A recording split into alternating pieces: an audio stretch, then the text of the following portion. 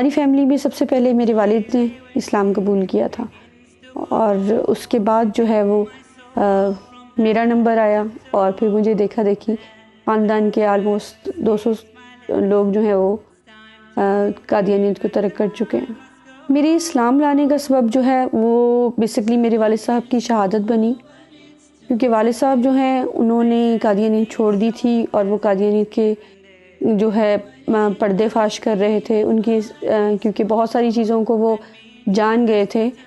وہ اسپیشلی مرزا خاندان کے اور احمدیوں کے جو ہے وہ کیسز لیتے تھے۔ تو جو شخص بھی ان کے اندر گھس جاتا ہے وہ ان کی حقیقت سے واقف ہو جاتا ہے۔ تو میرے والد صاحب کی جب شہادت ہوئی، اور کیونکہ ہم یہ جانتے تھے کہ یہ سب کچھ جو ہے چل رہا ہے، اور والد صاحب نے بے شمار دفعہ خاندان کے سبھی لوگوں سے، اپنے بچوں سے اس بات کا اظہار کیا تھا کہ مجھے قادیانی جماعت بہت جلد مروا دے گی، اور بالکل ایسا ہی ہوا۔ تو پھر ہمارے لیے یہ بات جو ہے وہ انتہائی امیزنگ بھی ہوئی اور تکلیف دہ بھی، کہ ایسی پرامن جماعت جو کہتی ہے کہ جی یہاں ہم صرف محبت کرتے ہیں اور نفرت کسی سے نہیں کرتے، جس طرح ہمارے والد صاحب بتایا کرتے تھے کہ بے شمار لوگوں کو یہ مروا دیتے ہیں، اور جو ان کی بات نہیں مانتا ان کے ساتھ یہ انتہائی تکلیف دہ سلوک کرتے ہیں۔ تو وہ چیز ہمارے سامنے کھل کے آ گئی، اور اس کے بعد جب اس کو میں نے اسپیشلی فالو کرنا شروع کیا، اور اس وقت میں ابو ظبی میں مقیم تھی، اور میں نے یہ چاہا کہ میں جا کے دیکھوں خود، کہ میرے والد ایک بات کہتے تھے اور ہمیشہ سے کہتے تھے، وہ اب ہو بھی گئی ہے، تو کسی بھی طریقے سے میں جا کے اس کیس کا اینڈ دیکھوں کہ آخر یہ کیوں ہوا اور اس کے اسباب کیا تھے، والد صاحب نے ایسے کیا کیا تھا کہ ان کو اس بری طرح سے بروٹلی مرڈر کروا دیا گیا۔ یعنی پورے پنجاب میں مجھے نہیں لگتا کہ اس طرح سے کسی کو مرڈر کیا گیا ہو کہ ان کی کمر پہ پیٹرول چھڑک کے سرگٹوں سے داغا گیا، ان کا ایک ایک دانت توڑ دیا گیا، ان کا جبڑا توڑ دیا گیا۔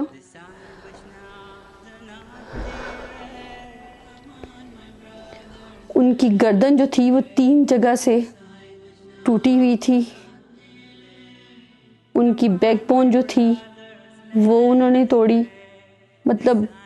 کوئی جسم کا اعضاء ایسا نہیں تھا جن پہ انہوں نے ٹارچر نہ کیا ہو۔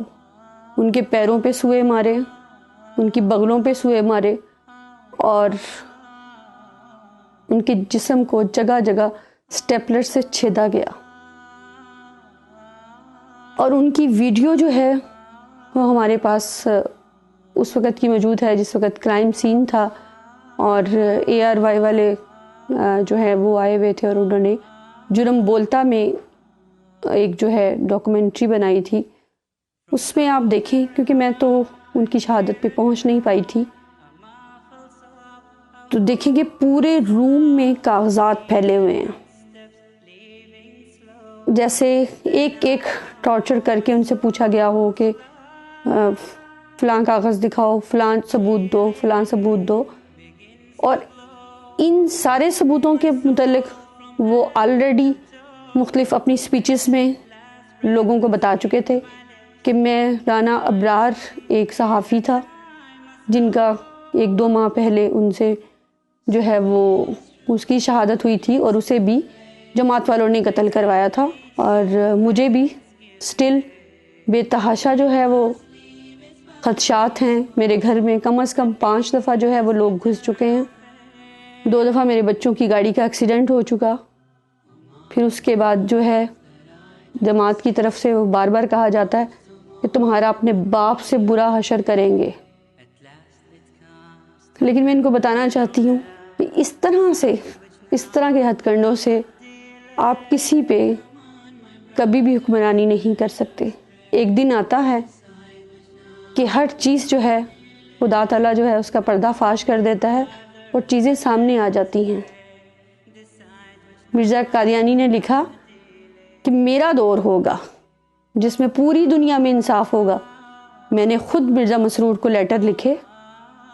کہ میرے والد صاحب کے ساتھ یہ ہوا، یہ لوگ اس جرم میں شریک تھے، یہ لوگ موقع پہ موجود تھے، آپ ان سے فوری طور پہ انویسٹیگیٹ کریں۔ جب مجھے وہاں سے کسی قسم کا رپلائی نہیں آیا اور الٹا مجھے مروانے کی کوششیں کی جانے لگی، میرے ہسبینڈ سے کہے جانے لگا کہ جی اس کو چھوڑ دو، یہ ذرا سی لڑکی تم سے نہیں سنبھالی جا رہی، اور تم اس کا خرچہ بند کر دو، اور اسے تم طلاق دے دو، اس سے بچے چھین لو۔ کیا اس قسم کے ہتھ کنڈوں سے یہ کب تک اپنی جماعت کو چلائیں گے، اور کب تک اس جھوٹ کے بل بوتے پہ یہ سب کچھ چلتا رہے گا؟ کیوں کسی حق کے لیے آواز اٹھانے والے کو اس طرح سے بروٹلی مرڈر کروا دیا جاتا ہے؟ کیوں لوگوں کی بیٹیوں کو طلاقیں دلوائی جاتی ہیں؟ کیوں اسلام کی طرف بڑھنے والے قدموں کو یہ کہہ کے روک دیا جاتا ہے کہ خبردار تم سے گھر بار چھین لیں گے،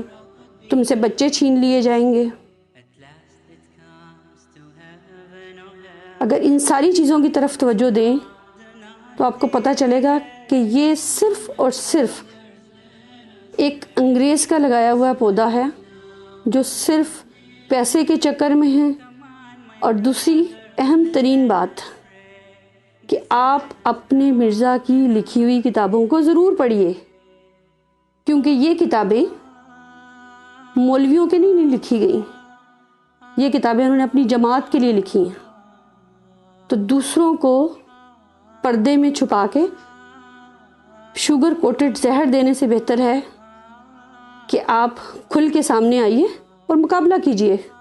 جس طرح ہر مذہب کا ماننے والا جو ہے وہ خوشی سے یہ مانتا ہے کہ وہ ہندو ہے، عیسائی ہے، وہ کسی بھی فرقے سے تعلق رکھتا ہے، کسی بھی مذہب سے تعلق رکھتا ہے۔ جو گھروں میں آپ کے بکس پڑھی ہوئی ہیں اسے ضرور پڑھیے۔ ایک غلطی کا ازالہ، کشتی نوح، کہ جہاں رسول کریم صلی اللہ علیہ وآلہ وسلم کی توہین ہے، نعوذ باللہ اہل بیت کی توہین ہے، حضرت حسن حسین کی توہین ہے، جہاں حضرت فاطمہ کی توہین ہے، آپ دیکھیں کہ کوئی شخص جس کے اندر ذرا سی بھی ایمان کی رمق ہوگی وہ کبھی بھی یہ برداشت نہیں کرے گا۔ والد صاحب کی شہادت کے بعد جب بہت ساری چیزیں میں نے خود انویسٹیگیٹ کی اور چیزوں کی کھوج لگانا شروع کی، تو جب مجھ پہ یہ عیاں ہو گیا کہ قاتل جماعت ہے، تو میں نے اس جماعت کی بھی مکمل ریسرچ کرنی شروع کی۔ ان کی وہ سب بکس جو ڈھیروں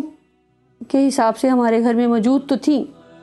لیکن آج تک ہماری فیملی کے کسی بھی ممبر نے اسے پڑھنے کی کوشش نہیں کی تھی۔ اس وقت ٹائم بہت کم ہے، ایک چیز میں آپ سب لوگوں کو ضرور دکھانا چاہوں گی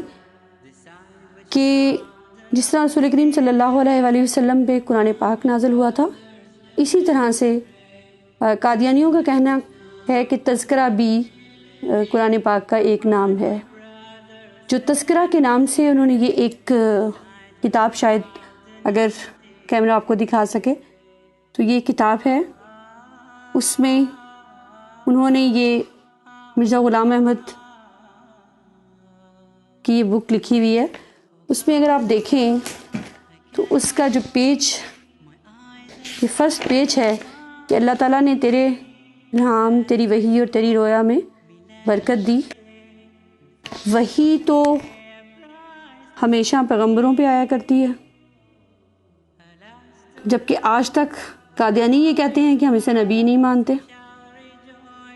اور جسے نبی ہی نہیں مانتے اس کے بارے میں یہ پیس بی اپون ہم لکھتے ہیں۔ یہ تمام احمدیوں کے گھروں میں یہ ڈیفینیٹلی موجود ہوگا۔ اٹھیں مہربانی کر کے ایک نظر اسے دیکھنے کی کوشش کریں کہ کیا آج تک پیس بی اپون ہم نے رسول کریم صلی اللہ علیہ وآلہ وسلم کے علاوہ کسی کے لیے بولا یا سنا؟ تو کیوں ہم یہ کر کے شرمندہ نہیں ہیں اور خدا سے معافی کی طلبگار نہیں ہیں، اور اس کوشش میں نہیں ہیں کہ اس گندگی سے نکل آئیں جو انہوں نے صرف اور صرف پیسہ کمانے کا ایک ذریعہ بنا رکھا ہے۔ اور میں نے جب گھر چھوڑا تو آپ یقین کریں کہ مجھے بالکل اندازہ نہیں تھا کہ مجھے کہاں جانا ہے، مجھے کہاں رہنا ہے۔ میں نے بچوں سے یہ کہا کہ